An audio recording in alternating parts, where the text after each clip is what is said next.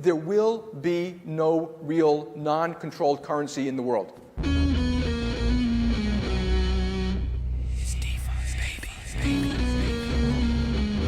We're coming for you, banks. It's an exciting time to be involved in Bitcoin Cash at the moment. During that whole war of Lightning versus big blocks, like, were we the bad guys? Were we the ones that weren't listening? Fundamentally, we believe in markets, transparency, and tokenization. Come on, you gotta come stronger than that, you know, like...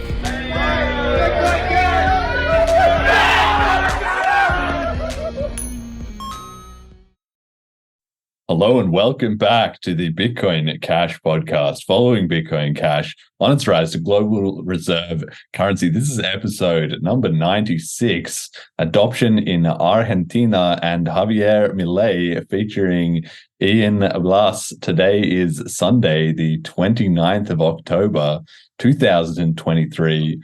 I'm your host, Jeremy. Jet is doing the producing and technical issue sorting, same as always. And our guest is the co-founder of BCH Argentina and a passionate libertarian, a Javier Milei supporter, as we're going to find out, and a great guy all around. Welcome to the show, Ian. How'd you get into Bitcoin? Hi, how are you, Jeremy and Chet? Good to see you. Yeah, I'm great. I'm loving it. Always love the podcast. It's like my favorite time of the week. Yeah, thank you so much for the invitation. Yeah, I started with Bitcoin because I was interested in economy, Austrian economics and go on. If you read all the books from Mises, Rothbard, all hold on gold standard, and that's all. And at that moment, I started to meeting with Leo. He was on the podcast some episodes ago. I knew it about Bitcoin. I heard about Bitcoin, but I didn't research nothing. I'm talking about a few years ago. But he told me about Bitcoin. At that moment, I was a gold back. But he told me about Bitcoin, some good points. We started to, we think, we want to use a currency, but not a fiat currency, and gold is not an option because it's not fractionable and all day, So we started to look into different coins. We started with Monero, then with Nano, with even with Lightning, BTC, with some Wimble coins. At some point, all currencies has some issues, some weak points, something like that. And we started to look into Bitcoin Cash.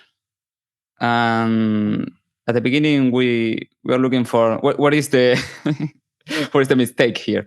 What is the weaker point? And we can find it. No, there is no issue, no problem. What is we can find it. So we started to create a Telegram group and make a community. Just we are libertarians. We want to use a currency, a non-fiat currency, and people started to inside the group, Marcelo and other people, because before that group, the Bitcoin Cash community in Argentina was like a diaspora, there is no group or where people meet or nothing. So the Telegram group was the beginning of all. We make because this was in the pandemic, we made a virtual meetup. People go to the meetup. Then we made a meeting in a bar in the middle of the quarantine. All was like a secret. Underground. Yeah, all underground, like a secret. And we started to work. And at that point, we was Marcelo, Sebastian, which is the brother of Fernando Pelliccioni, the developer of Canute, and he also worked for Bitcoin Cash Now. And what do you want to do? What do you want to do? All of once has a role. And with Sebastian, we're the Sebastian and me are the people who work in a daily basis, no, for BCH Argentina. Outside the podcast and that all, we have the sister of Fernando and Sebastian, which is Silvina. She's the designer, and if you saw the flyers, all the posts in BCH Argentina, she controlled the Instagram. I control the Twitter, and she controlled the Instagram. Yeah. And we made a structure, one post per day. We create the website. Now we launched it a few months ago, the new website, which is better. And now we are working on some tools for businesses because we found some. We started to hear the businesses. What do you need? What's the problem? We go to the stores and be with them on the cashier, with the cashier together, looking the how the payment is made, how the other payment methods work, how people pay, what they expect, no? And the community is a big community now. There is like 800 people or 900 people, something like that, because we have different groups in Telegram and WhatsApp, but it's really mature. And the community has 2 podcasts every week. One is the Marcelo podcast, which is No hay almuerzo gratis. There is no free lunch. Yes. And La Economía P2P, which is the podcast from Leo and me. And we post every episode on Friday, Marcelo on Sunday. And people, I think the podcast has a good role in education of the community. You know, the level of understanding of the people is high. If you go to the groups, there is no chart and buy and pump and dump, nothing. No, it's all people speaking about BCH. If you want to join, you can use the BCH Argentina in Telegram. There is a topic in English. If you want to speak in English, for example, there you can speak with the locals. Yes. Yeah, that's how we'll start. So you mentioned Leo, who's on episode 88, which was called BCH Argentina and FedNow launch. So listeners who are coming into this with no context might want to just pause and go back and listen to that episode and then come back to this one, because there's a lot that we're not going to cover again here about the situation in Argentina and how things have degenerated and et cetera, et cetera, et cetera. But what you were just saying there, what stuck out to me was this was really just in the pandemic that this all got rolling. So were you only becoming interested then after the eCash fork, or was it before that? Because if it had been before that, I can imagine you would have seen it and said, okay, there's fighting, there's back and forth, blah, blah, blah, and maybe you wouldn't have got involved. But was it after that was so convincing? No, before. That was before, actually, because like November, 6 months, 7 months before, something like that. Yeah. Okay, but you thought, no, this will work itself out, or it's a weird thing to jump in on when there's turmoil and disruption in the community, right? No, I read the proposal from the Bitcoin ABC, and I don't like it. So But you were like, let's get involved, the right? Bitcoin Cash. Yeah, of course. Yeah. Well, but you're saying like, or Monero or whatever, all these other Litecoin, all these other coins had problems. It's kind of amazing to me that you said Bitcoin Cash didn't have any problems, but you joined when it was in the middle of these problems. Yeah, even in our podcast, the Economía P2P, we have a playlist which is called "Why Not." We made different episodes. Why not Dash? Why not Bitcoin Lightning? Why not Zcash? Why not Nano? Why not Litecoin? Why not a lot of coins? Why not gold, for example? Yes. Yeah, we have like a 10 or something like that episodes. Yeah, I feel like I should maybe copy that idea or maybe just repost your videos, because on my FAQs, I also have a short section where I'm saying, why not this one? Why not this one? Why not this one? Yeah, and the thing is, it's very hard to explain to people when they're coming into crypto, because there's all of these different options, and they're overwhelmed and they don't know what is what at all. And so you sort of need to get them the idea. No, this is the best one, but obviously also don't believe me. Do your own research. But then they come back and they have different questions about, what about this coin? What about that coin? And you sort of need to deal with them on an individual basis. But I guess ultimately they find themselves into whatever the coin they want. But it's good to hear that the BCH community is, as per usual, very educated about crypto, and they're not interested in scams and pump and dumps. It doesn't matter if it's in Argentina or if it's anywhere else in the world, right? Because it's an actual revolutionary mission, right? Yeah, of course. It's about adoption. And in Argentina, we have a huge libertarian movement since like a decade ago, and it's getting bigger and bigger. And we started with a lot of like agorists. I don't want to vote, but what I can make, stay sit in a chair and start to cry. No, what you can do, you can use BCH, for example. Yeah, that was our first research where we can insert BCH first, no?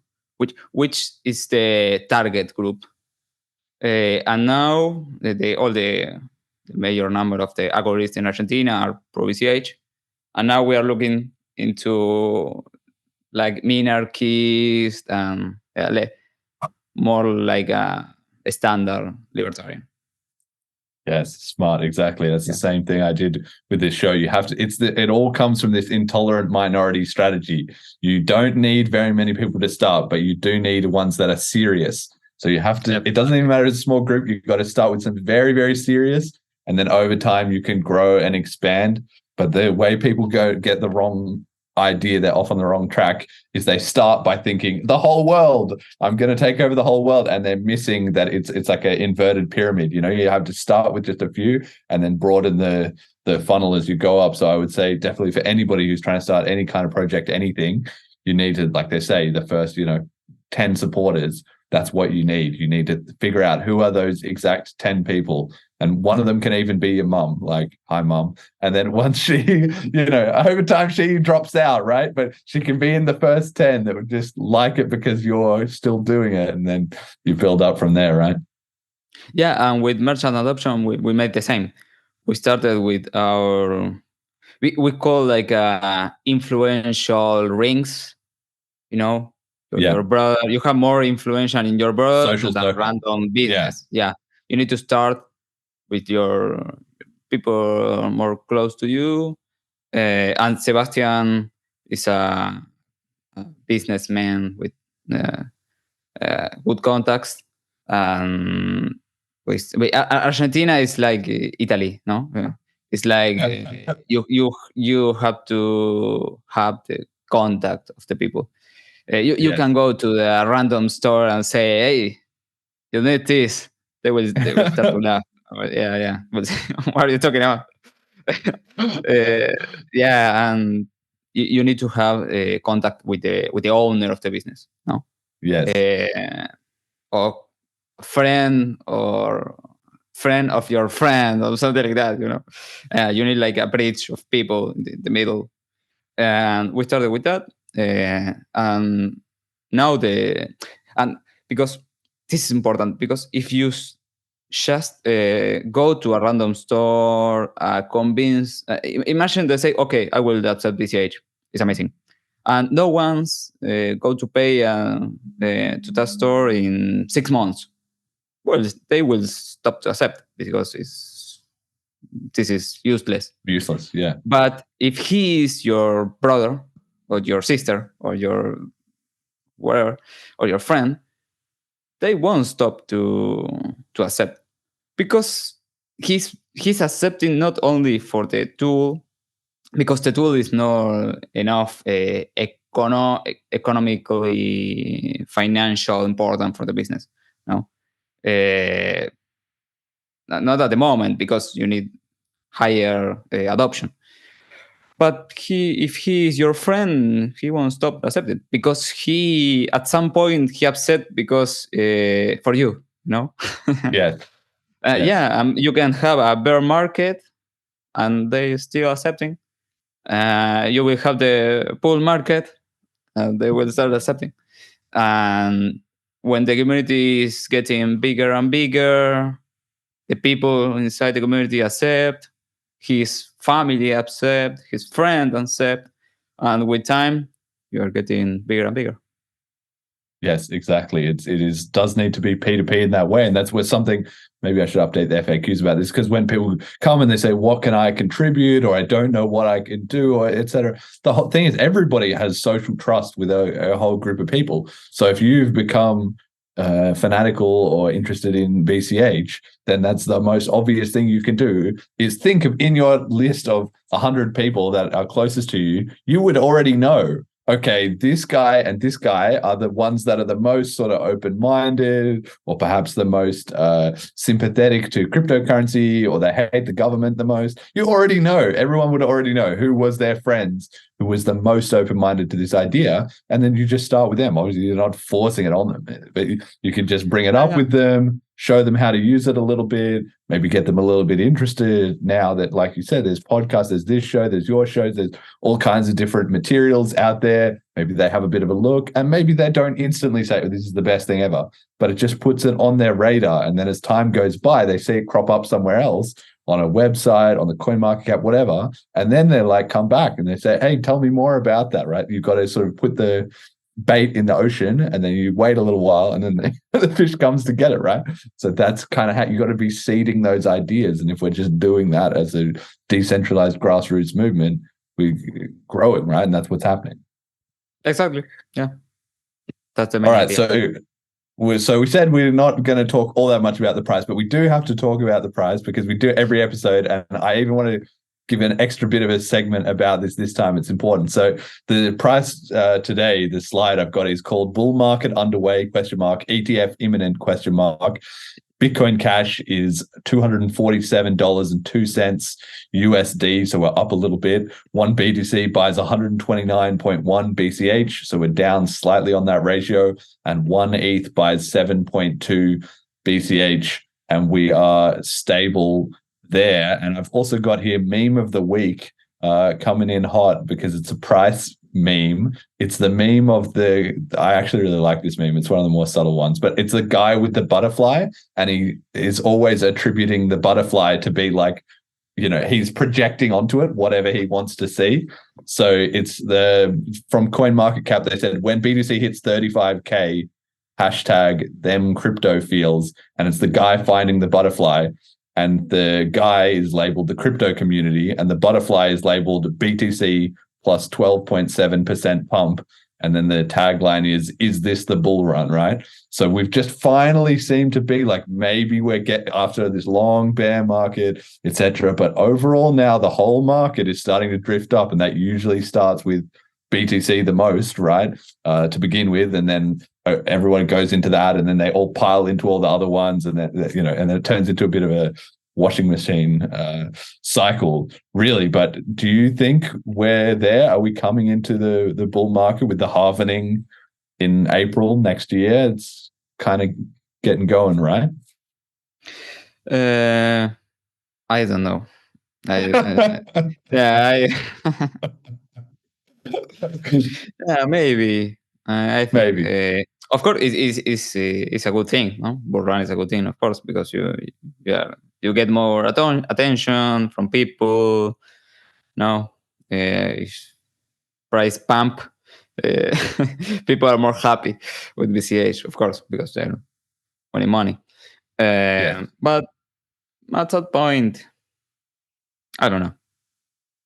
Yeah, well, it's not something we focus a lot of on this show, but I really wanted to hammer it home here because we've got, now that we're coming up to, this sort of last part of the cycle before the next big bull run, we now have years of us explaining, okay, it's the bear market. Like the show started right as the previous bull market was really kind of getting underway. And then we followed all the way along. Long-time listeners will know that we said, like, okay, there's going to be the pump and then it's euphoria. And I think we've actually done a pretty good job of tracking all of that and then saying, we're in the bear market, we're in the bear market, we're in the bear, which you say for like 2.5 years. And now we're finally coming around to the bull market. So I just want to take this chance in advance to yet again let people know sort of what to expect, right? Because forewarned is forearmed. So basically, what is most likely to happen is that the halving is in April, and whether or not that is actually changing the dynamics because there's less supply coming into the market, it is. But really, this is all psychology, right? Everybody's expecting there to be a bull run, and that can itself create one, right? So as money comes into the scene, probably most of it will go into BTC to start with. The price will start pumping, and usually the euphoria really gets going once we break past the previous all-time high, right? So that would be $69,000 and like 420. I think it was like a bit of a meme, but it was actually just about at that level for BTC, and then everybody will be going crazy. Now, in the previous cycles, BTC has increased every time, but it's also increased less. The multiplier has been less, and in the last one, it was only like about 3x or a little bit more. Now, I think, who knows, maybe I'll be proven completely wrong, right? But my expectation is that this cycle, we will have some of the weakest BTC bull run ever. Probably will get past the all-time high, maybe past 100K, but I wouldn't even say that much necessarily past it. Like, I'll be surprised if we just go rocketing up to like 200, or there just isn't that much money that people want to put into BTC. And what they're all hyped about at the moment is this ETF and BlackRock and all the institutions are buying in, etc. But that's the complete like, there's no grassroots adoption, right? So it's really not going to build up as much groundswell just purely based on that. You can only get so far with these big institutions who themselves are probably not even putting in that much money. Like, by the time the news is already out there, that means they already bought 6 months ago, right? So I really don't see it being a big thing. So what I would love to see is for the BTC to put in a really weak all-time high, and then the rest of the crypto market to absolutely jump up, to catch it. Like ETH obviously would be great, or BCH particularly. So in this first part of the cycle, I'm just looking for BCH. Doesn't need to outperform everything, but it just needs to stay with the pack. And then in the second half of the cycle, maybe we get a bit of a pump. I would expect most likely that we're probably in the next cycle in 4 years from now is when we'll be primed to do great, because we've still got so much stuff in the works and haven't really broken through on social media and all of that. So I think people should really be setting low expectations for BCH, but at least hopefully we can keep up sort of with the market. That's my mindset at the moment, and obviously just keep using it as P2P cash.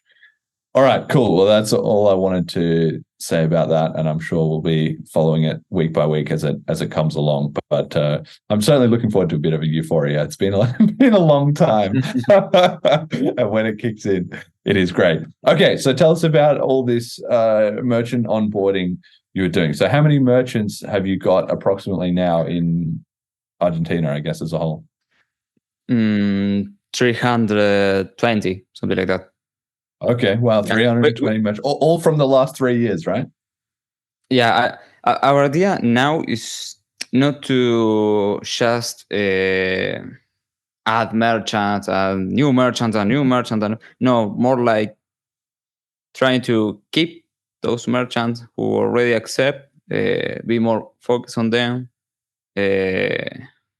don't abandon them to the, yeah, be more focused on the currency adoption. Yes. Yeah. Merchant I think retention it's is really important. important. Yeah, of course, because it's a lot of effort to get someone involved, but then it's even more effort probably if you get them involved, they stop using it, and then to re-get them involved, you have to convince them like a whole second time Yeah, this is worth it, etc., worth etc. If they've already given up, they've already given up. So in service of these onboarding efforts, I was really happy to see that obviously you got your Flipstarter funded, and the money has been going into building these new tools for merchant onboarding and point of sale. So just explain to me these two different things that you've got in the works and what stage they're at the moment. Yeah, exactly. Our last flip starter funded this tool on the screen, which is it's a tool more for merchants. No? The another tool has been funded outside the flip starter, and it's more focused to users. Our idea is to eliminate some friction, be more frictionless in the merchant side and in the user side. No? And then They combine. then yeah, we can talk about a little about the future, about the Yes. roadmap. But we started talking with the businesses about what they need. What's the problem, especially not with the owner only, with the employees. No? In the daily basis work, what is your problem when you accept BCH? What is the friction? No, we found the friction, of course.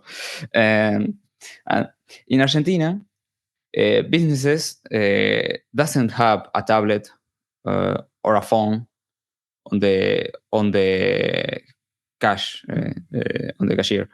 They have a computer. No, this is important because we can't use and a computer which you can move the screen. You know. Yes. That's why we can use register app or, for example, post.cash. Not in all the post.cash, not in all the businesses, but the major number doesn't have a tablet or they have an employee with a computer on top of the cashier, and that's all. So how they already get payment with how is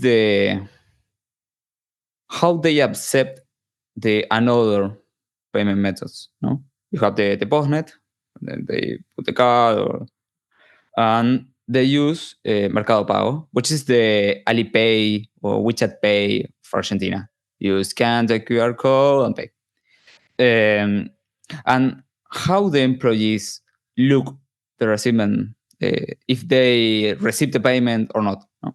You have a printer QR code, you scan the QR code, and how they get notice about the payment. So they use the website of Mercado Pago. No? And we use that website. We simplify them and made a tool really similar, but with BCH. No? And the idea is employees, they even doesn't know if they are accepting BCH or fiat or all the employees are not interesting about crypto or whatever. They just accept a payment and they are working. They're not thinking about BCH or peer-to-peer electronic cash. They're just working, get paid, and go home. That's all. And so we, before this tool, which both tools still in beta, no? Still in beta. But we started using Mercado Pago, copy the UX UI, some things, simplify what is really necessary. This is necessary or not? How we can make it better? No, what you need to, which tool do you need, which Mercado Pago doesn't allow you? No? This is a good question. We found some things which are important from businesses, and the other fiat point of sale doesn't allow them. So we create a tool, because in the current adoption, the UX UI for businesses, they print a QR code. The consumer pay to the QR code, and they look the receiving payment in the Bitcoin Unlimited Block Explorer. But there is a problem, because we talk with them and they add Argentine pesos in the Block Explorer, but the Block Explorer is really complex. You don't only look into which payment do you receive. Sometimes the owner move the funds, and the employees say, what? The money has been moved. It's fraud. What is happening? No, this is a problem. So we use the same system. It's a printed QR code. Another big problem is they receive a payment for, I don't know, 1,000 pesos, for example, at 1 p.m. They need to close the cashier and take note of all the payment, summarize all. They need to close the balance and blah blah blah at 6 p.m. When they look the Block Explorer, the price has been moved and the screen doesn't show 1,000 pesos. Show 1,010, 900, or I don't know, 1,020, and this is complicated for employees. No? This is my work. No, it's like you lose cash, for example. Someone pay you with cash and you lose the cash. Where is the cash? This is a problem. Yeah, and we solve all of that problems with this new tool, which is you create your user. You have different type of users. We are the only ones with the admin user. We can look all the information. You have the owner user or manager, and the cashier user. Each user has different permissions and go on. For example, the cashier only can see one branch, because you create a business and you can create 10 branches of the same business. No? And you can allow one cashier to be the cashier of two businesses, two branches, or only one, or you can change whatever you want. So this is important because the website doesn't hold money, nothing. The payment goes direct to the employee, to the owner. They create a branch, put a BCH address, which is the same address of the printed QR code. The user pay to the QR code. The app call to an API of a Block Explorer. Get the payment, show the payment in pesos, not pesos or USD, and keep the amount of the payment at that time. The exchange rate is saved into a database with from each payment. So if you look into, you have a refresh icon in the screen. If you touch that button, the website call to the API and show the receiving payment. You can refund the payment. It's not the app doesn't move money, so you need to talk with it. But you need to in the website you need to know if you refund or not refund money. So you can do it. You can make a partial refund. For example, I want to refund, I don't know, half of the item or the product I bought. You can do it. So for example, if you go to the left side, you can see on the left corner, you can see the business. The in the one below is the branch. This is a test one. And if you go below, you have the dashboard and the activity.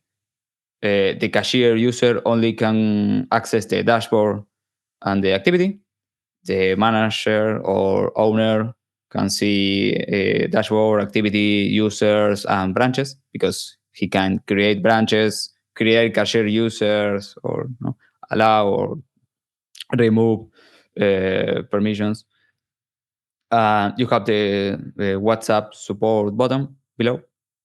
You can change between Spanish, English, Argentine pesos, or USD, and you have access to the BCH Argentina website. So it's really simple. And this is all the business in Argentina need. They don't need anything else.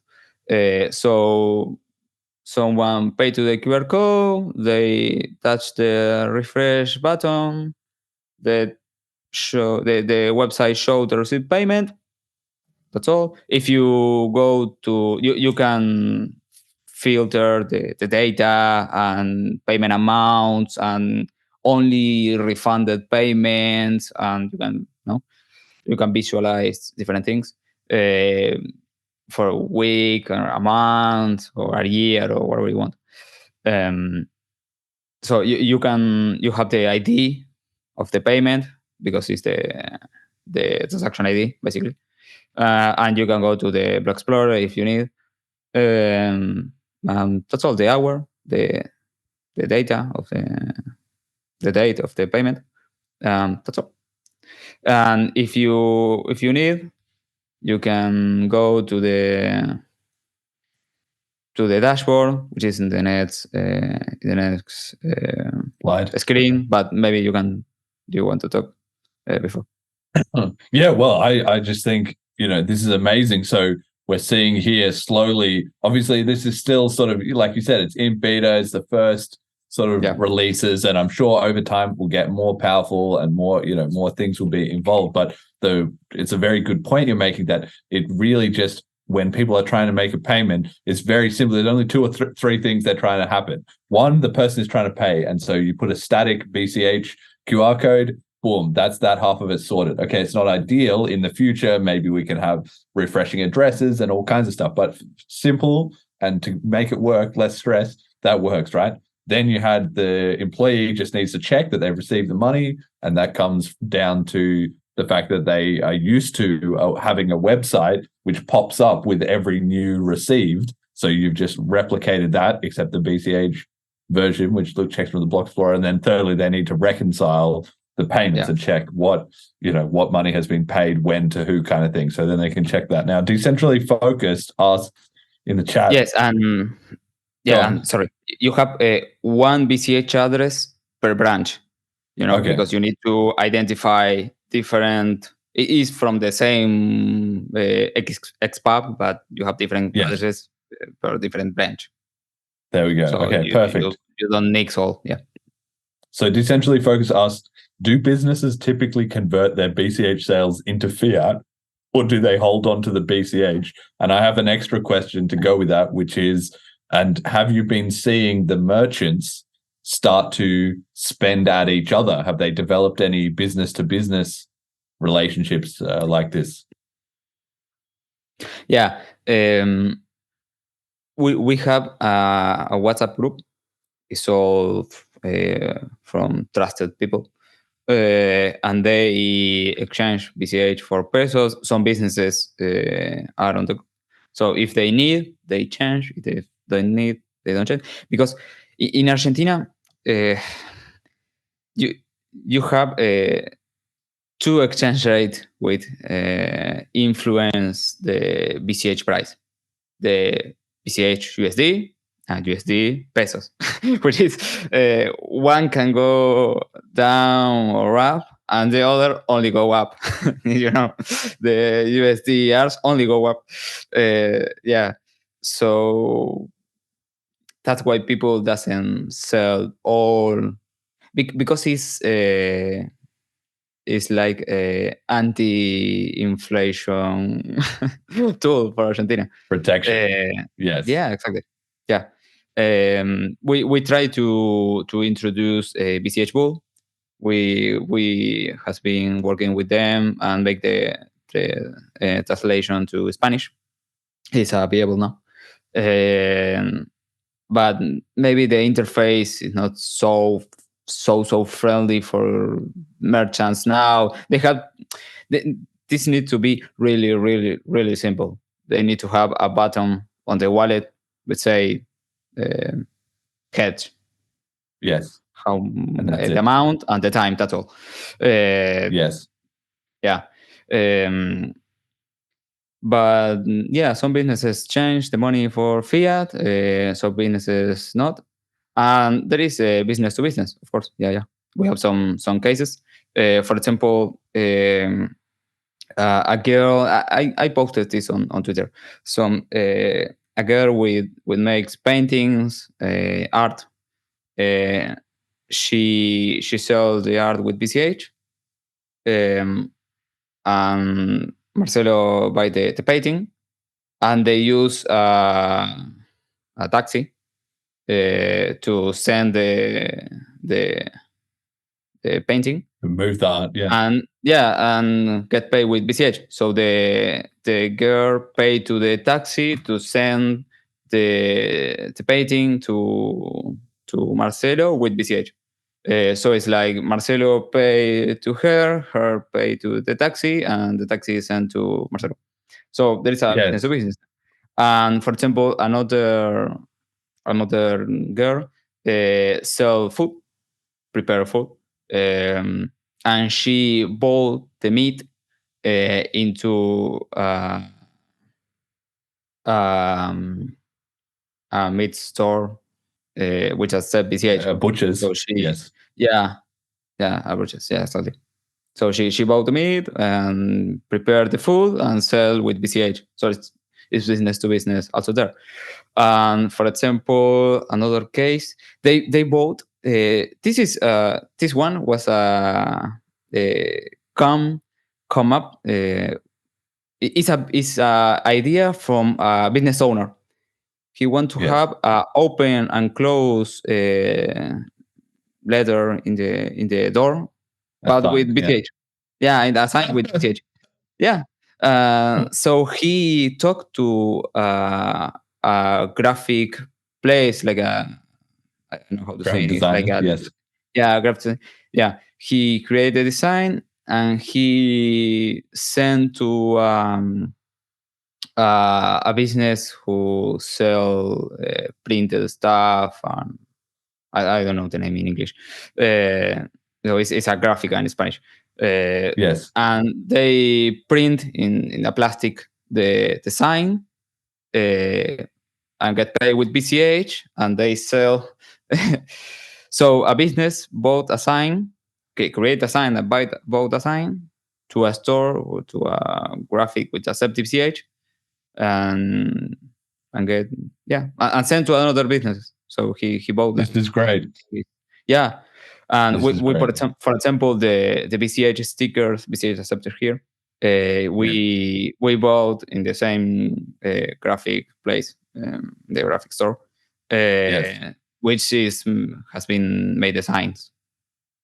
Yeah. So this is so great to hear, because this is, exactly. I mean, obviously the whole point is for it to be an economy, and it starts out so scrappy where you just have one person is buying in for fiat and just holding on to it, or maybe they can use it with their one friend or whatever. But the true power really kicks in once it starts to circulate within the BCH economy, and it never goes back to fiat. And that's the same like with, if you guys are earning with Flipstarter, or I am, and then we're paying to people, businesses that accept BCH, and then they're paying to another business, and then they're also paying to their employee who can then spend in another one. We're getting to the point now where it's not happening all the time, obviously, but it's getting to 4 or 5 hops, even just in the BCH ecosystem. And at a certain point, that loop just snaps closed. And we aren't quite there yet, but it's amazing to hear that this is really starting to happen on the ground.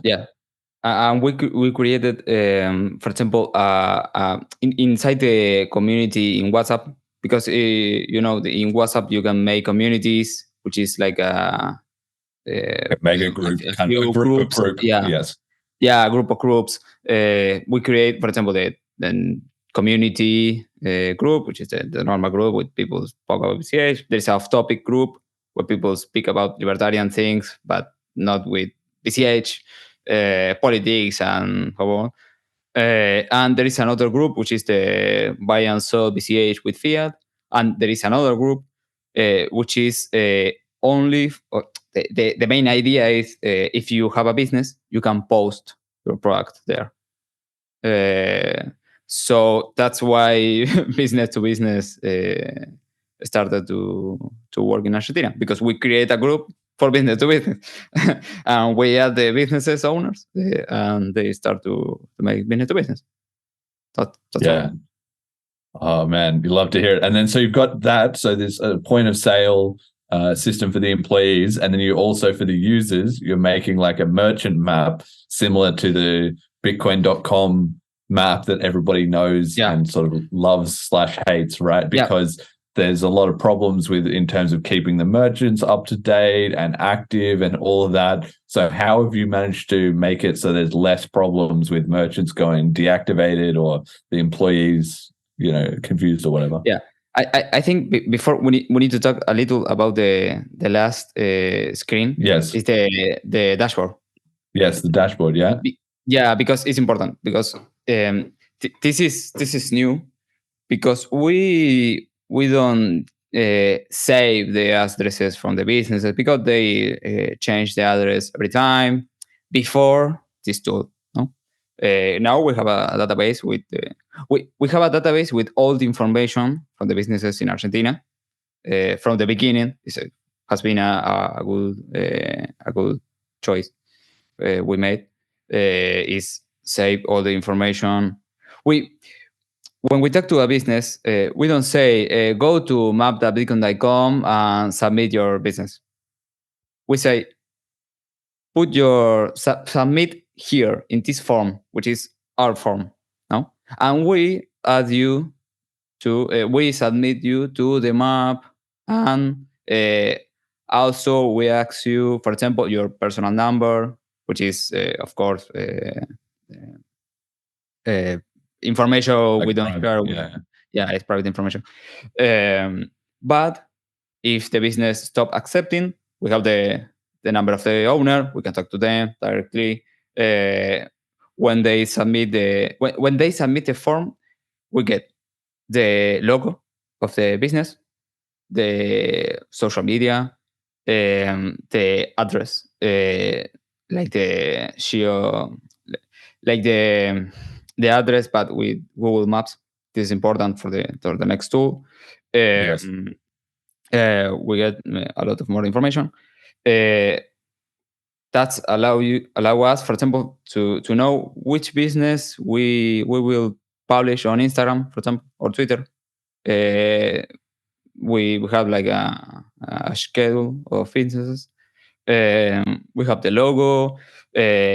When they submit the business, our WhatsApp support talk to them and ask if they need something. Do you have some question? This is a PDF guide for BCH. Do you have a wallet? But normal things. And if you go to BCH Arg or bitcoincash Argentina.com, you can see at my business. It's adherir mi comercio in Spanish, and you can see the map behind. So we keep that information, but and this is important for the next tool. But with the dashboard from the business tool,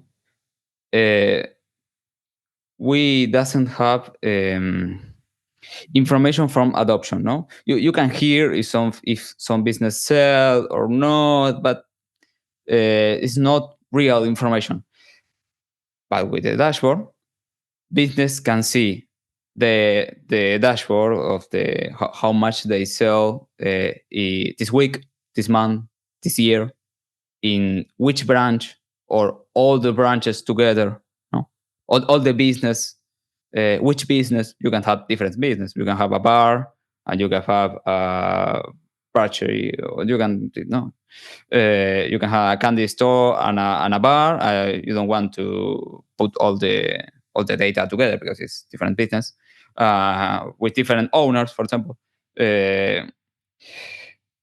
And we created a new permission from the admin ourselves, and we can see the aggregate of all the payment received in all the businesses from all the and you can filter by category.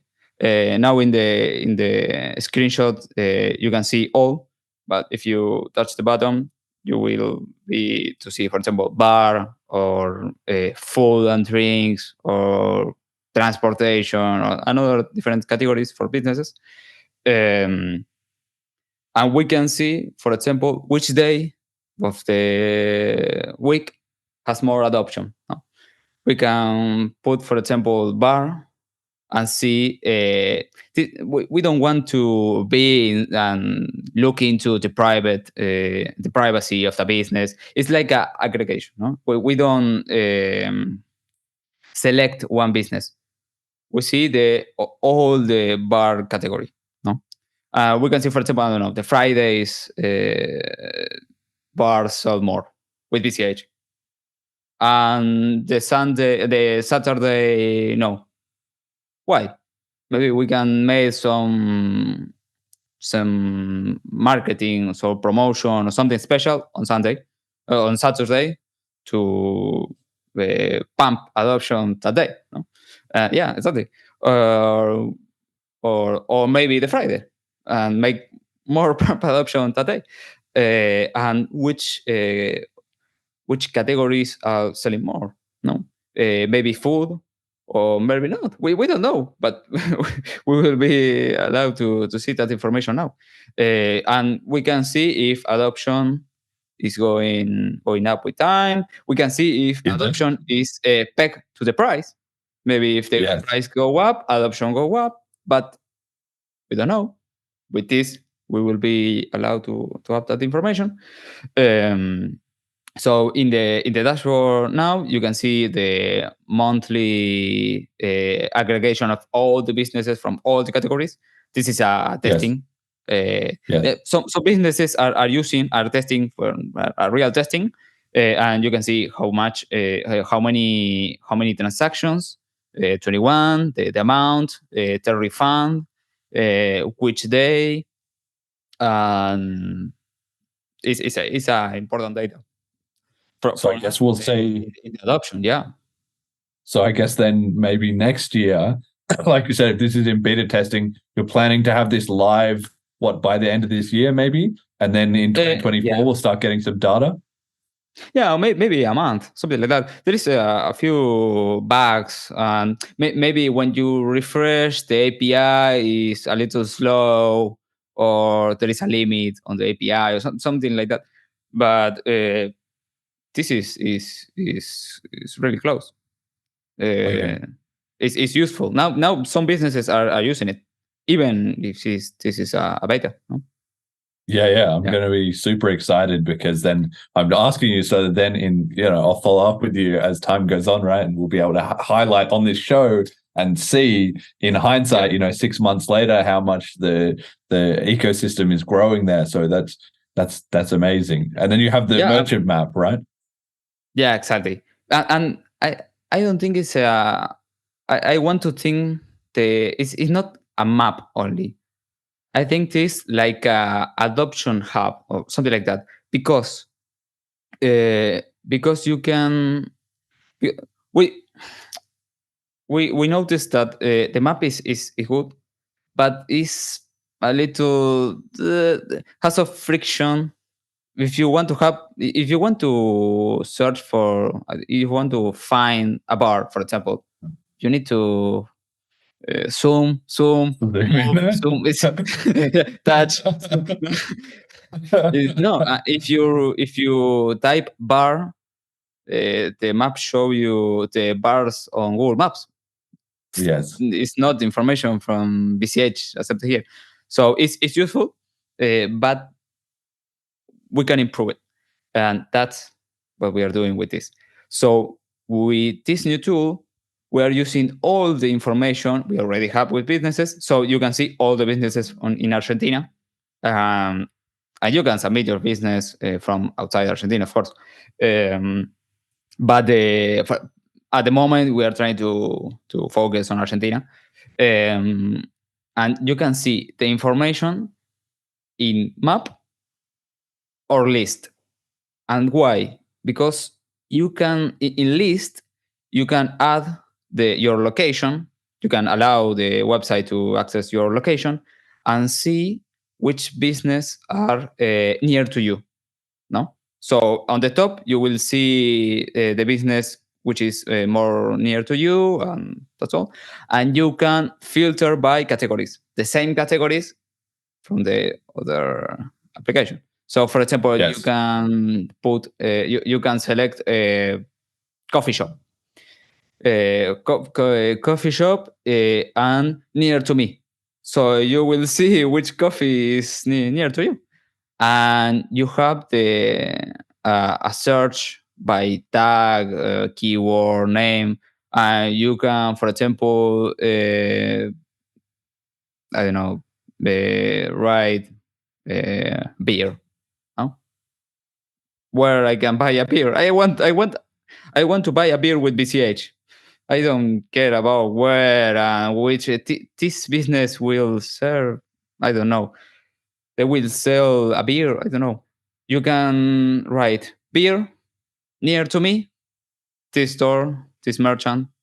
You can buy a beer with BCH. That's all. That's all you need to know. So this is a lot more useful than a map. It's not just a map.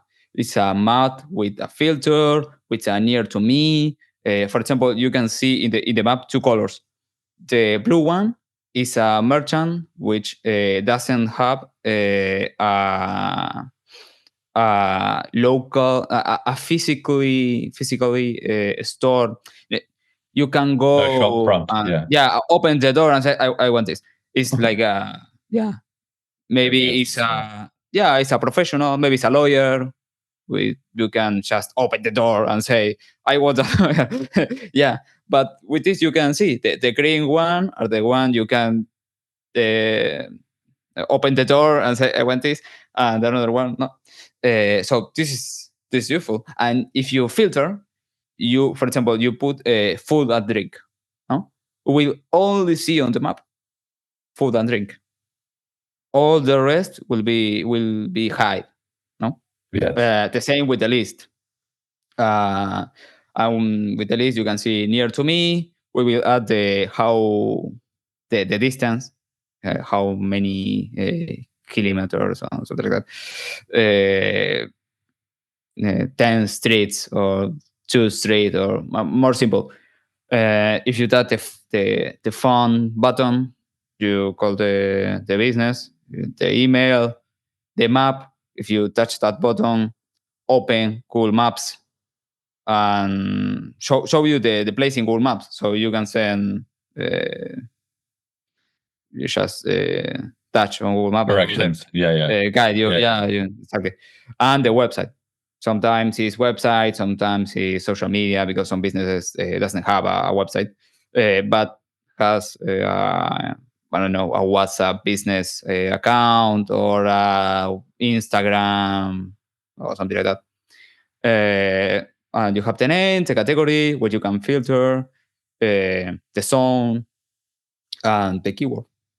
Amazing.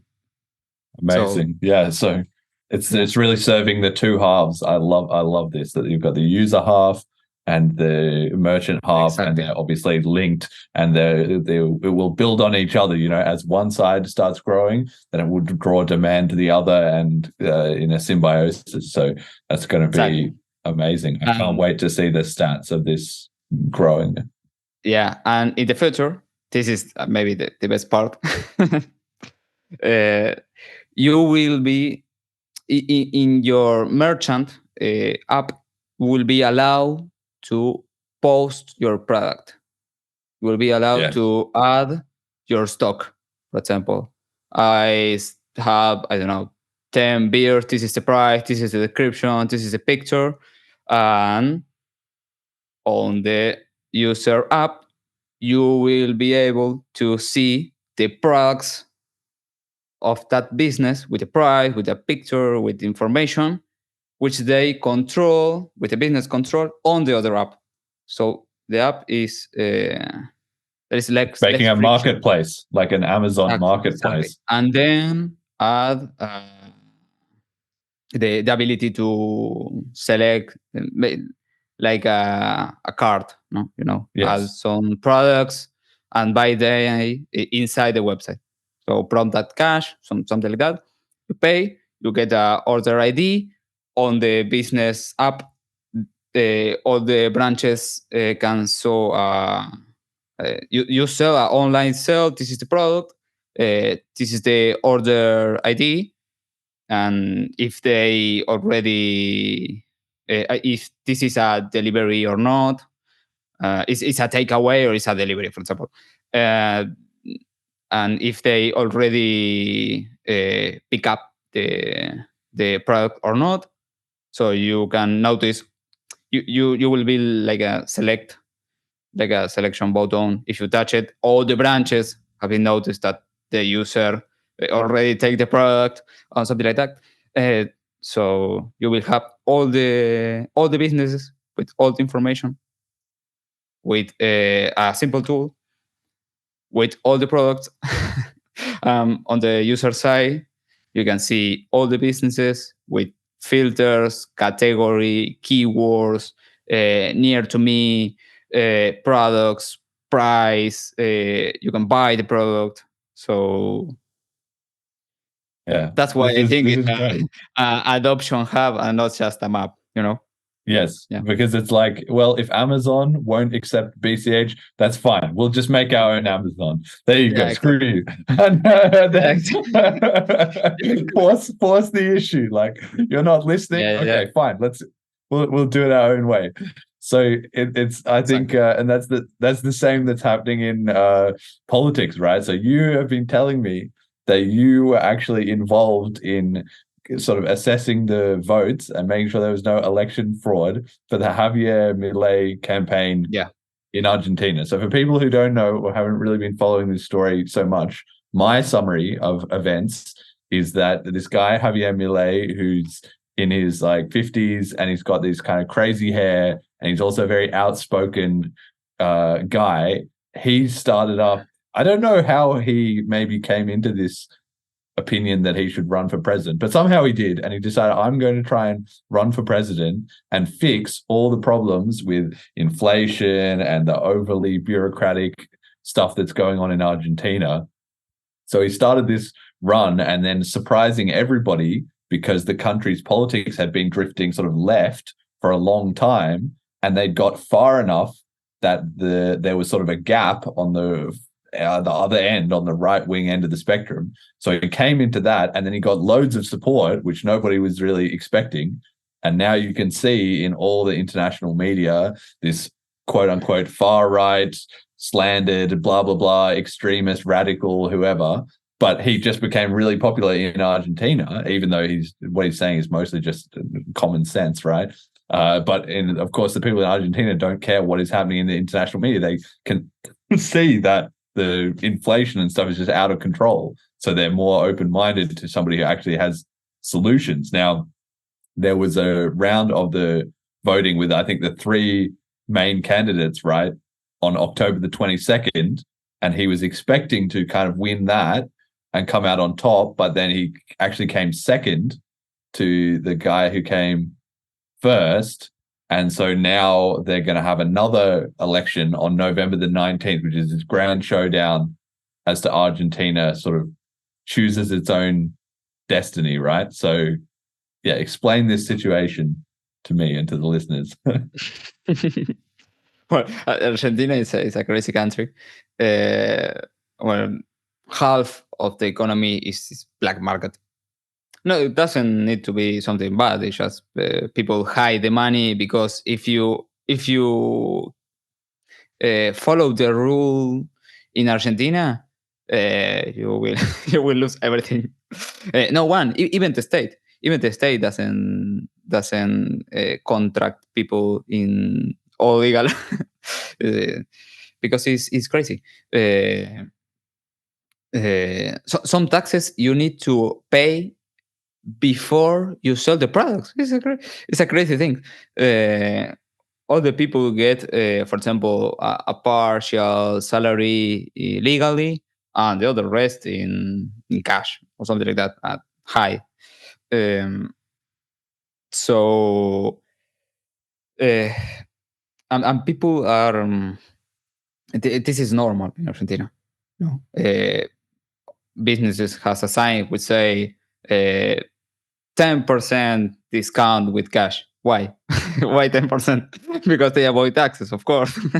Of course, you don't have to pay some customer taxes of 21% or maybe more, and government control prices and all the socialist crazy stuff. So Milei, he started on the TV. He's an anarcho-capitalist. No, he thinks anarcho-capitalism is the north, is the way. But there is a reality, and you need to to change with time, and not make a revolution, and and keep people just. He chose the political way. Yes. They control the state, privatize everything, cut the state spendings, and cut taxes, and eliminate the central bank. If you, for example, if you read the Rothbard populist proposal, I think it was 8 points. Milei passed all the points. I think he used that. He used the Rothbard. Yeah. The game plan. The Rothbard. Yeah, of course. Some years ago, I was with Javier Milei, and I asked him if he is going to be a candidate for presidential, and he told me, no, I don't want to be on politics. I hate politics. And now he's running for president, and maybe he will go. So in Argentina, you have three steps for the president. You have the paso, which is like is in the paso. For example, the party of Macri has 2 candidates. No, Larreta, which is the governor of the city of Buenos Aires, Bullrich, which has been the defense minister of the Macri government. Bullrich won, get more votes on the paso, and she has been the choose from the primary inside that party. No, Milei doesn't go inside the party. It's like he doesn't go to the Democrat or Republican Party. He created a new party. He created a new party and presented with that new party. And he, if you, this is a really dirty campaign, but really dirty. It's becoming crazy. They even write a book which is called the Loco, is like the crazy one, who spoke about Milei, how they clone her dogs, and her sister is a spiritist who contact Milei with the dog there. No, it's a, he created like a super show to to to make people scared about Milei. Think he's crazy. He's not that serious guy. And So the opposition are busy trying to slander him by saying that his dogs have been like cloned in some weird process and making up all this stuff. But he still won the election. He still won the sort of the nomination or that first round because he didn't have to compete in his party. He won, right? So what happened in the second round? Yeah, because in the PASO, which is before the primary election, they say Milei will only have 10%, 16%. This is, and he had 30%. This is the number one. So with that, the government and the micro important party started to be make a lot of bad propaganda about Milei, but every day, every time, like every time, all the people, all the channels, 24/7. But what's a like the pandemic. You can go outside, you will be die, get vaccinated. No. But this is like the same, but maybe there. Wow. Yeah. And make people scared about for example, he will remove some subsidies for transport. The people more poor in Argentina get scared with that, with the price of transport and something like that. Yeah. So that some because the Peronism, of course, in Argentina has some like a structure, like a structure to be to keep the power. So fraud.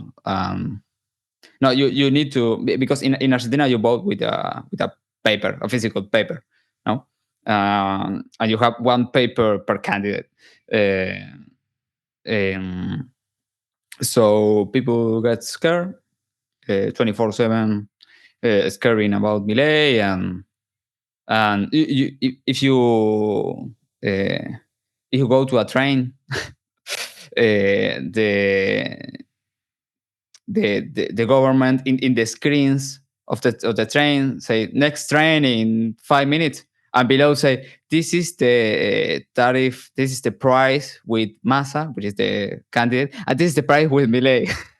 But it's really crazy. And on the bus it's the same. You pay when you pay the bus, they say price without subsidy and price with the subsidy.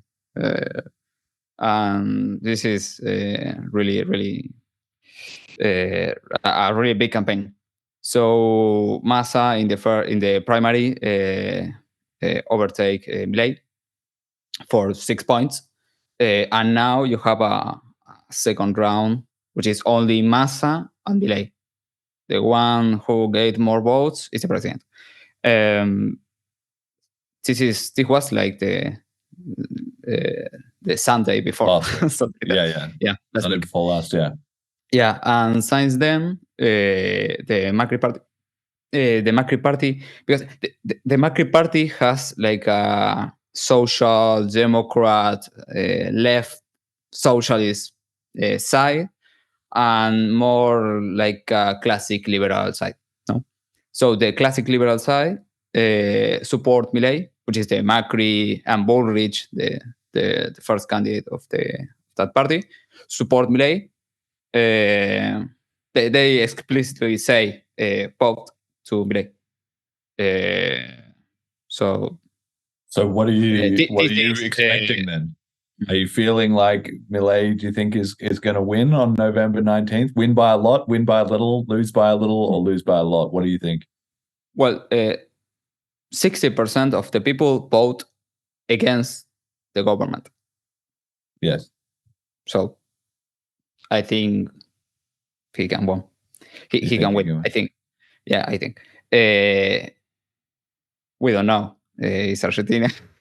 Yeah. Everything yeah. Yeah. But we don't know. Well, So I guess we're going to find out. Yeah, exactly. Yeah. And now the people who support Milei are making trying to put people scared about the government. No, this is the price of the milk, with taxes and without taxes.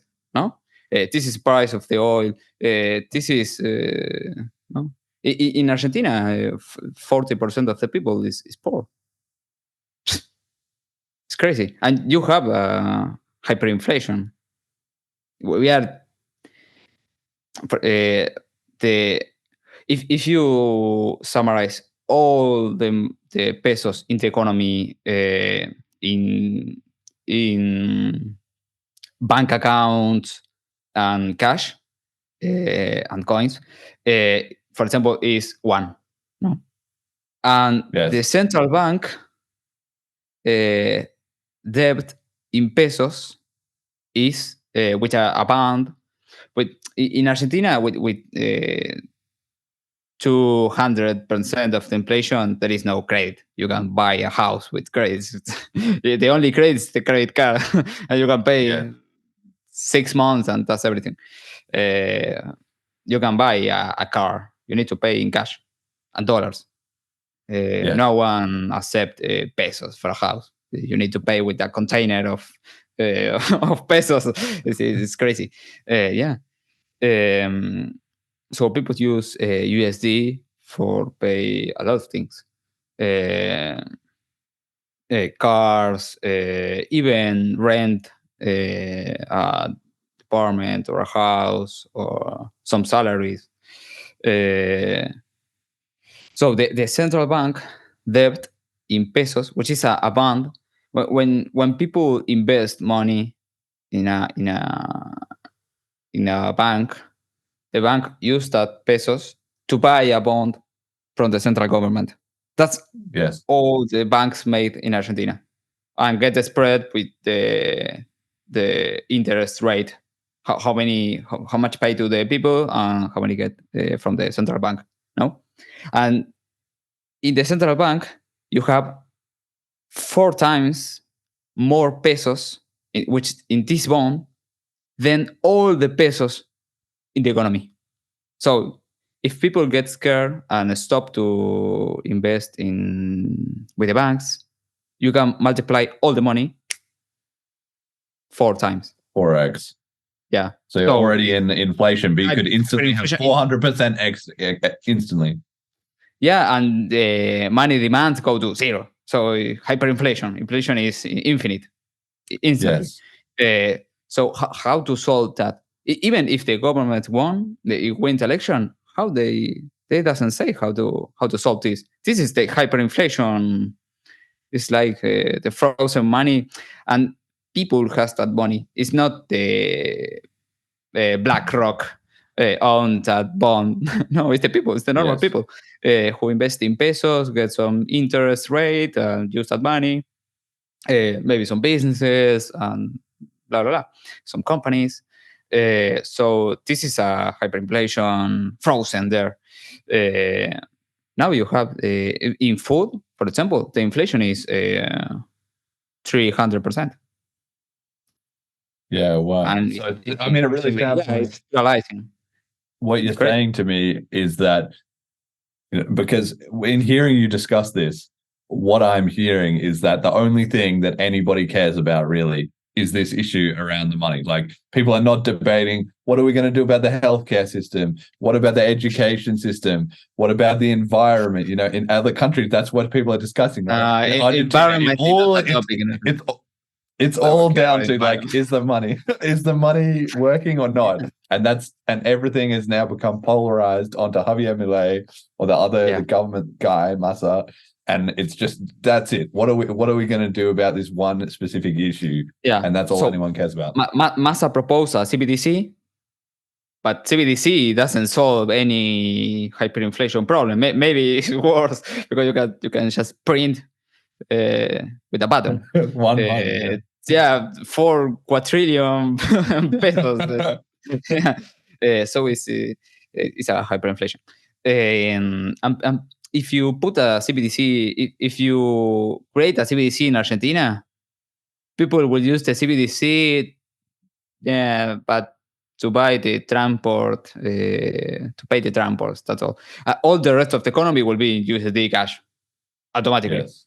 Because people all the economy is black market. All is black market. So it's impossible. It will be like a shock. Even for example, Massa, he declared. You know how much money they have. Massa, he's working on the state. I don't know. 25 years ago, science 25 years ago. He only have 25 thousand dollars. That's all. Yes. Come on. Come on. Official accounting, non-official accounting, getting very out of sync. Yeah. The leftist candidate only have $76, $600 in pesos, and a property of 4 meters for 4 meters. That's all. The leftists. So the people who say no, all should be the state, 100% the state. So the Argentina is a shock, No one declared the money, because if you declare it, you will be deaf. They will deaf all your money. So now the government already deaf everything. You don't have where to take the money. But literally, you can. They even debt to the people who import. No, people import things to Argentina. And government say, relax. I will send you the USD in 1 year.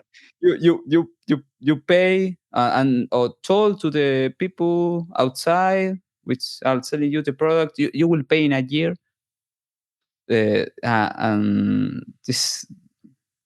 And that debt, for example, is more than the debt with the IMF in Argentina, for example. So this is the next government will need to liberalize the economy. If you don't make that, and maybe dollarize the economy, if you don't make that, you will have hyperinflation, and this will be like chaos, really chaos. Because now you have now we are close maybe to the worst crisis in the whole history of Argentina, because we have the worst social numbers. Like 40% of the people are poor, 60% of the children are poor in Argentina. So this is socialism. And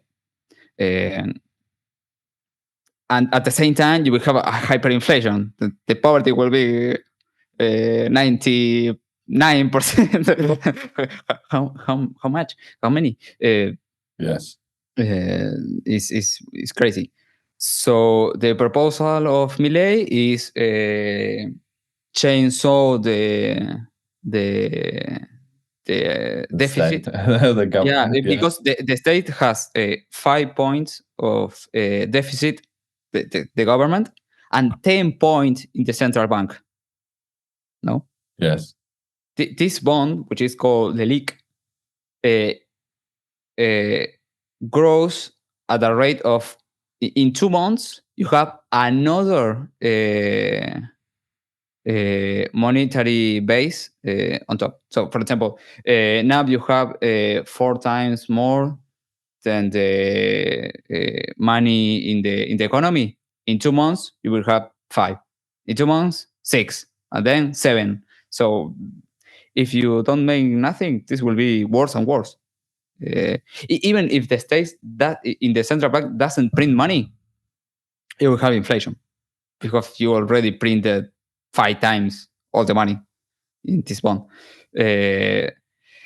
So Javier Milei, his main idea is to change all the deficit of the state, privatize every company from the state, liberalize all. This has a order, of course. The first step is the chainsaw.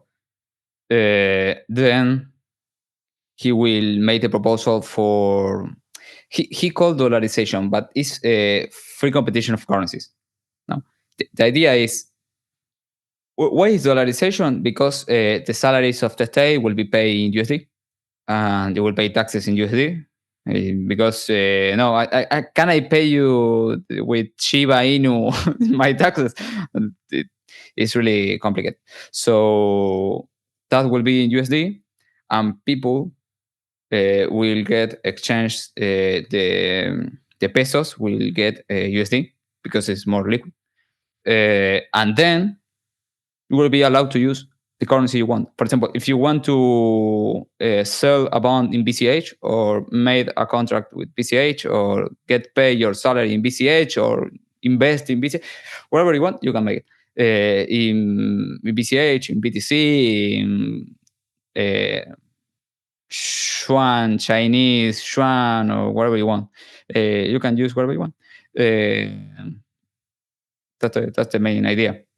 Yeah, so we'll see. We just got someone in the chat who's saying isn't switching to dollars, showing that, Javier Milei is sold out and he's just, part of the Fed and everything. Like it's kind of missing the point of what's happening here. Like he's saying you could choose whatever you want, which is good, but also they're in a situation, they're in a crisis with, what's the population of Argentina? Do you know Argentina population? How many people live in Argentina? 46, 100. All right, 46 million. Okay, you need 46 million people to be able to use this economy right now. The infrastructure is not there for BCH or BTC or anything else other than another country's fiat currency to use at that scale now. So it's not really about selling out. It's nothing to do with that. In Argentina, even when my grandma was a children, her parents saved in USD. She saved in USD. My mother saved in USD. Yes. And my generation saved in USD. So it's already happened, basically. Give me your pesos. You will be mandatory use USD. People is telling you, please take my pesos. Give me USD. That's what's happening in Argentina. In Argentina, outside United States, is the country with more USD cash in the world. People hide the USD cash in their house, below the bed or someplace. So people already use USD. Even the price. It's already happened. The switch has already happened. No, this will happen. It's only about time, and if you make with order or chaos. If you make like a program, yeah, we will first exchange the bank account money to USD, then this bond, then this, or chaos and take whatever you want with the hyperinflation at the same time. Yeah, it's It's not going to work. I think. All right. Well, I guess we'll see. even if Massa win the election, Argentina will be dollarized because it's what people want. Yeah, the free market demand is already proving nobody wants the pesos. Okay, on a completely different topic to this, I've got a slide here which I wanted to get your thoughts on as well. But really, I also just wanted to make a bit of an announcement about it. It's called "Don't Talk to BTC Coiners," and it comes from this argument that I was having on Twitter like recently with this guy Moon Settler, who's one of the BTC people that has slowly sort of started to figure out, okay, it's captured and yada yada yada. So I was explaining to him about like, well, why don't you just switch to BCH? You know, we're rising up the ranks, etc. And what he said to me was, I could entertain this thought when BCH is back at number 2 in market cap and adoption, but that's not the world we live in. And this rang a bell with me because it was the exact same thing that Paul Stortz said when we talked to him. He said, look, BCH is down the ranks. Nobody cares about it. We can just ignore it, right? And he said, if it was number 2, I would take it seriously. And this is now the second time that I heard somebody else saying, if it was number 2, I'll take it seriously. So they actually don't have a concept that you start at 30 and then you go to 20 and then you go to 15 and then 10 and then 5 and then 2. They are only interested once it gets to number 2. Now, in my mind, I had thought that maybe the way we would get a flippening is that we would obviously slowly prove that our models was working, Lightning Network fails, etc., and then slowly the BTC people would wake up and they would switch and they would join our side, and that would be the flippening, right? But I've now think maybe that was completely wrong, and there's no point because by the time we're number 2, it's already over. If it's number 2, crypto will already be going crazy about this and switching on to BCH. Everybody will be piling in. So the key point is not number 2 or number 1. The key point is number 20 to like number 4 or whatever. And that's where we need to convince people and build adoption, etc. So I think that I've basically at this point, I've just given up. I've stopped really replying to as many of those laser eyes people. I've stopped really debating them. Maybe if there's a right circumstances for it, obviously we'll have somebody on the show to discuss it. But for the most part, I'm just pretty much over it. Like they are not going to listen at all until we already are neck and neck with them. So I just wanted to put that message out there to the community that like it's a losing battle. Like don't even bother. Let's just make we are, even though it seemed it's a trap. Like we think the BTC people that they're almost there. We just need a small little change and they could get it and be on our team. But it's the exact opposite. That's just not happening, right? So I don't know what you think, but are you having a lot of that in Argentina? Do you find these BTC people? Do they come and give you all these stupid arguments? How does that go down? Well, in Argentina, there is a organization from BTC, but they only speak about the day of the female developer in crypto or the lawyer day of crypto in Argentina. Some things that people doesn't care. There is no adoption. There's only BCH and USDT. Because people think like USD but with digital. That's all. So BCH is the currency with with bigger adoption in Argentina. So we had some debates with them. With the first one, they report our YouTube channel. That's why BCH Argentina doesn't have YouTube channel, because they report the channel. Classic censorship. Yes, yeah. The best argument, no? Just censorship. Yeah. Yeah. So yeah, we had a few maybe 2-3 months ago a new debate And they made a poll in Twitter, which and they send us the poll. We get noticed because we inside to Twitter, so and we wanted the poll. So they made a poll to reaffirm they won the debate and they lose the poll. They lost their own poll. Yeah, they lost their own poll. Yeah. Yeah. I think now why they are first because price, and now price is important because you have block reward.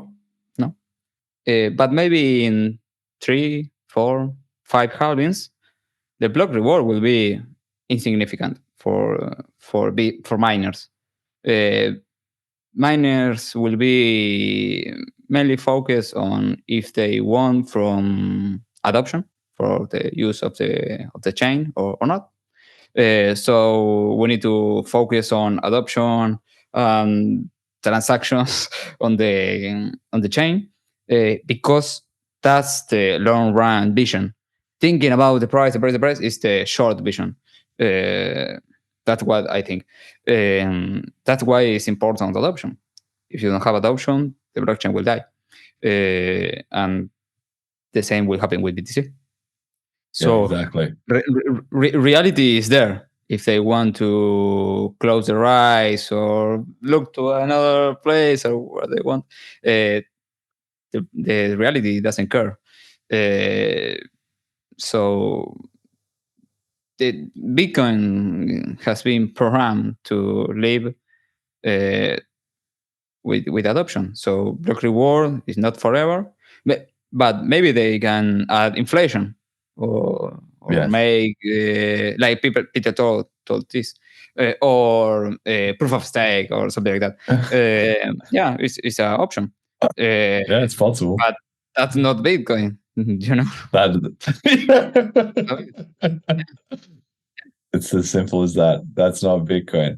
All right, we got question of the week here. So we had on the listener survey, somebody suggested that we do a new segment called Question of the Week. We actually got 3 really good questions, but I don't think we have time for all of them. So we'll just do one this week, and then we'll carry them over to the next week's and see if people can give feedback whether they like this segment or not. But so far, at least, we already got 3 really good questions. So I feel like maybe it is already starting to work. So the question comes from Jonathan Silverblood, who says on Twitter, have you reserved May 15th, 2024 for the BCH Upgrade Day celebration event on your calendar yet? Smiley face. And my answer is yes. Even at the time that he asked, I obviously already had in my mind May 15th BCH, but after he asked this, I did actually go and add it into my calendar. It's a Wednesday coming up.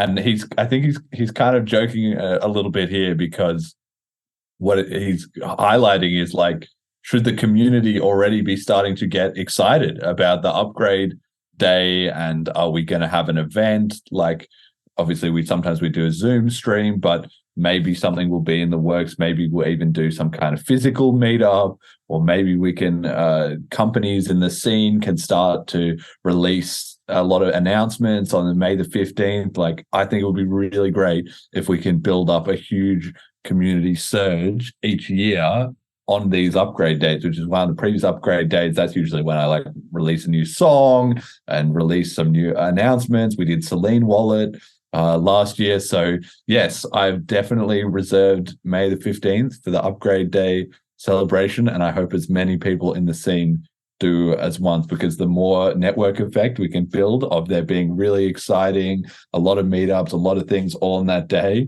the more we'll be able to sort of break through and get some social media traction. And it's also just fun. It's like Christmas. It's like BCH Christmas Day, May 15th. What do you think? Yeah, I agree. Marketing is important. If people doesn't get notice about the upgrade, they that's why when you talk to some people which are crypto naives or crypto neutrals, super ultra multi-coin future, when you ask about BCH, they say, "Well, but they doesn't change nothing, just the block size, that's all." No, nobody. Yes. But they doesn't get noticed because we don't make nows. We need to make a little more nows. So I agree. We should be maybe like an event or something. Maybe the conference should be on that day, on maybe the day before, this day, and the next day, something like that. It's a good idea, I think. Yeah, so we'll see. There's still a bit of runway until that comes around, but hopefully something can get in the works there. Okay, community comment of the week. We've got 2 comments that I think we can squeeze them both in. So the first one is could have also been meme of the week. It comes from the Apple Podcasts review of this show. Somebody submitted a review. DM Jets wrote about the podcast on Apple Podcasts. He gave us 4 out of 5 stars, and he said his title was okay, and then his summary or his comment was, "Why is this guy's laughing at nothing? Is he on drugs?" ? Good info, but get to the point.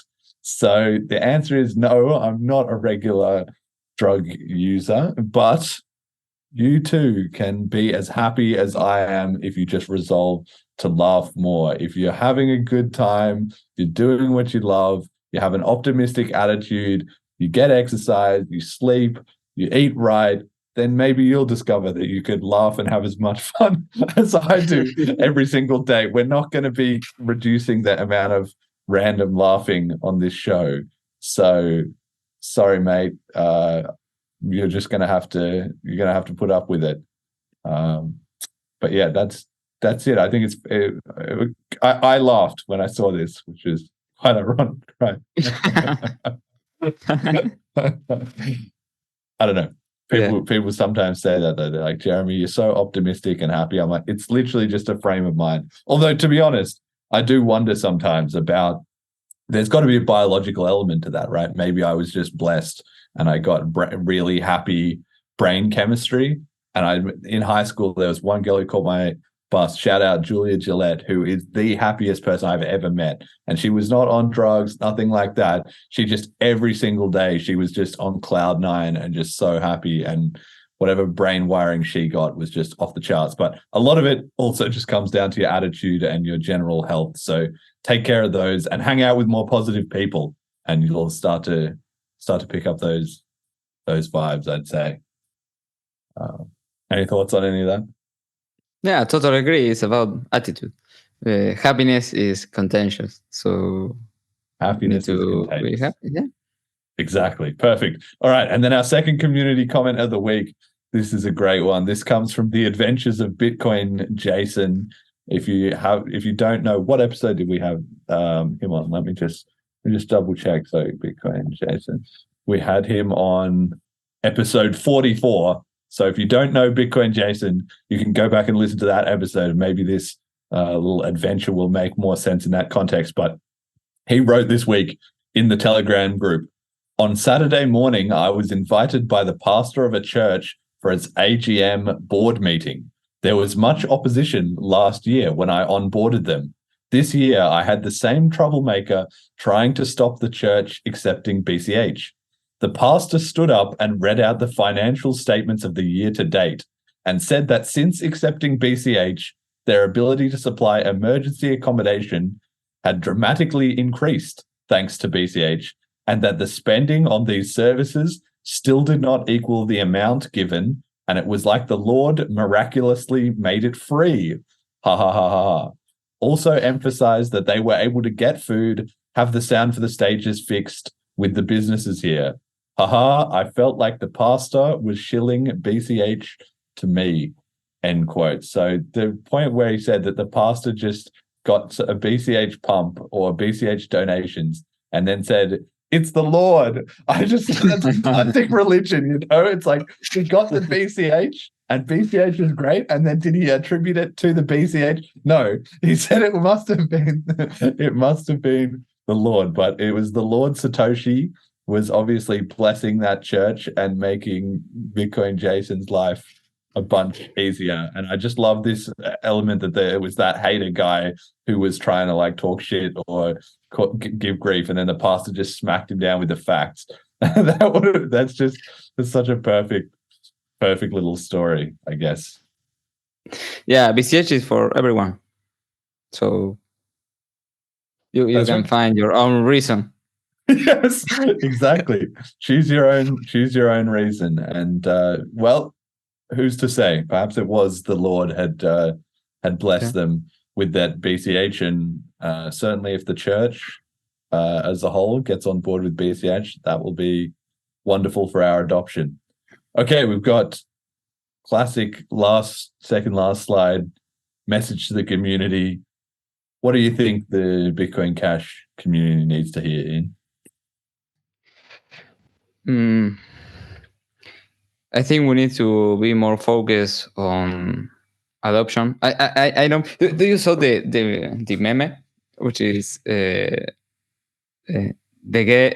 girl, which in the ass say BTC Maxi saying a stupid thing, the BCH community like, no, I need to be focused on adoption. Yes.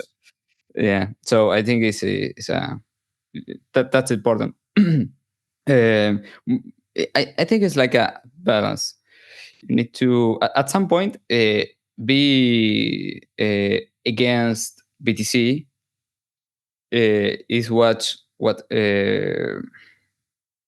help BCH at some point because you have the antibodies against all the stupid stuff. But at some point you need to leave your parents' house and start to make your own life and adoption. So I think we need to be focused on adoption. Adoption and tools for adoption. Yeah, I agree. I'm glad you said that, because that's the same thing that I was saying earlier. And I think, we really need to just it's pointless. Like they're just collapsing at their own rate. They're now, it's straight up. They're now out there saying, we need custodial services. We want BlackRock and Michael Saylor to pump us, and we don't care about anything else. There was a tweet this week from the @Bitcoin account, which I believe at some point Roger Ver had control of, and then he gave it to somebody on some kind of deal, and then they like reneged it. There was like some whole drama about that. But anyway, they literally quote tweeted somebody and said, like, as long as the number goes up, we don't even care if we're just completely wrecked. And that's just where they're at. So that's self-fulfilling. Like the whole world is seeing that happening, and they're going to know that it's just a sham. So we don't really need to poke away at their narrative or anything like that. It's just irrelevant. Just let them fall into the dumpster, and let's just focus on BCH being as good as possible. And like you said, you got to grow up. You got to leave the nest at some point. Yeah, because you can convince some people from BTC or another currency, because if you have adoption is like a desired thing for other currencies, no? So, for example, Leo told me he was in a coffee shop, which is called the cafeteria, like Ethereum. Like, it was in the Ethereum cafe. Yeah, like got them to accept BCH. Yeah, exactly. And they take every currency. And he goes there and say, "Can I pay with Lightning just to try?" No. And the owner say, "No, I can't, because the fees. I can't." So pay me with it. And Leo talked to him. He doesn't know about BCH and BCH adoption. He's really interested in adopt crypto. So that guy is an important guy. Leo put in contact with the community, and we are trying to Reel him to in. make him a Yeah. big casher. Yeah. Yeah. So some people, but if you go to them and speak about adoption, you don't have adoption, it's like, what are you talking? No, what are you talking about? You need to have something to show them. No. Yes. So to the value people, not all, and not to the Twitter, to the X people. That's right. That's all just theory, No. you know? No, it's real people. Real people. Yes. If there is a crypto coffee in your town, you can go there and say, "Hey, do you know BCH?" Maybe they, with time, will be accepting BCH. Yes.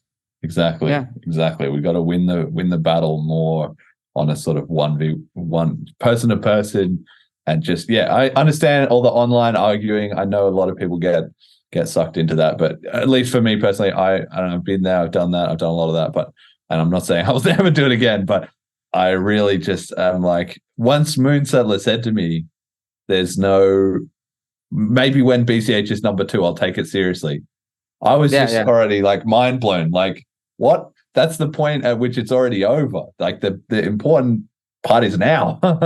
But they cannot see, they cannot project into the future and understand that if you get to number 5, you probably get to number 2, and if you get to number 10, you probably get to number 5, right? So that it's pointless. They literally cannot see. It's like a brick wall in front of their face. So there's no need to talk to them. We just got to build the tools and adoption and with real people, and that'll be it. That'll win the argument for us, I guess. All right, we got our supporter appreciation. As always, we got our donators. Thank you very much. Our patrons, Ricky and HP.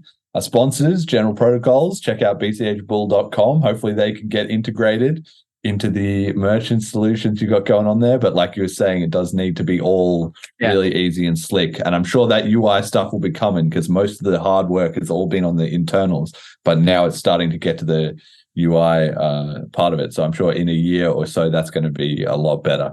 So I'm really looking forward to that. And the Flipstarter contributors, we don't have any because we've delivered our previous one. We've done it. Number 2 delivered. Number 3, episodes 96 to 105 will be coming soon, but I just haven't got around to organizing all of that yet. So I'm working on it, and you'll see something about that soon. So if you're new to the show, go back and listen to episode 85. Also listen to those other episodes we mentioned for some more backstory and context. Check out the start guide, FAQ, and links at bitcoincashpodcast.com. And final shout outs. Ian, where can people find more of you and BCH Argentina? And is there anybody you want to give a shout out to? Yeah, sure. You can find our social media on bitcoincashargentina.com or bcharch.com. If you want to try the map app, is usar, which means use in Spanish, that bchargentina.com, so usar.bchargentina.com. If you find some bug, please report us. The merchant app, I want to keep more. Well, maybe you can see the link in the screenshot. I don't remember. But at the time, we get more private. But we are trying to make it more global. That's why it's in English and USD. And no, the idea is to export. Yeah. And well, if you want to support BCH Argentina or join the groups, you're welcome. Thank you so much. Yeah, we'll have all the links and so on in the description. Jet, do you have some shout outs? No, nothing. And my shout out, I really feel like I should have one. Maybe just to Javier Milei. I hope that he can pull it off. I hope that he can win in November. I guess it's a bit more than 3.5 weeks. I'm not involved. I'm not. I don't know what is or isn't going on in Argentina, whether or not his message is or isn't resonating. But if he gets in, that will probably be a good thing. And if he can follow through on a lot of what he said, then that will be a good thing too, as well. And for anybody who doesn't know all what's going on there, maybe just look into it a bit. It's a very interesting political change, right? That nobody was sort of, once again, nobody in quotation marks was expecting, just like nobody was expecting Trump to win or nobody was expecting Brexit. But clearly, global politics has shifted quite significantly over the last 10 years probably. And this is just another case of that. Obviously, some people might say that was good or a bad thing. I would guess that listeners to the show on the whole would be sort of in favor of that. But, everybody can have their own opinion, and it's just important to stay up to date and aware of what's happening because, it's really a sea change in the sort of narrative, as it were, of what everybody expects that everybody else expects. So, shout out to him. I hope he's crushing it. And he can maybe get some more crypto-friendly circumstances going in Argentina. All right, that'll do it. Thanks, everyone, for listening, especially those in the Twitch chat. Till next time. Thank you so much. So I started realizing that if you can just find strength just a little bit longer, you will have a crew of people following you along the way. And that is another thing that no one can ever teach you. Because you're going to have to learn that on your own. You're going to have to figure out how to pull that energy out of your mind on your own. There's no book you can read that all of a sudden I have it. I've got the technique now. I know how to do it. Yeah. No, it's a grind that you have to start and finish on your own.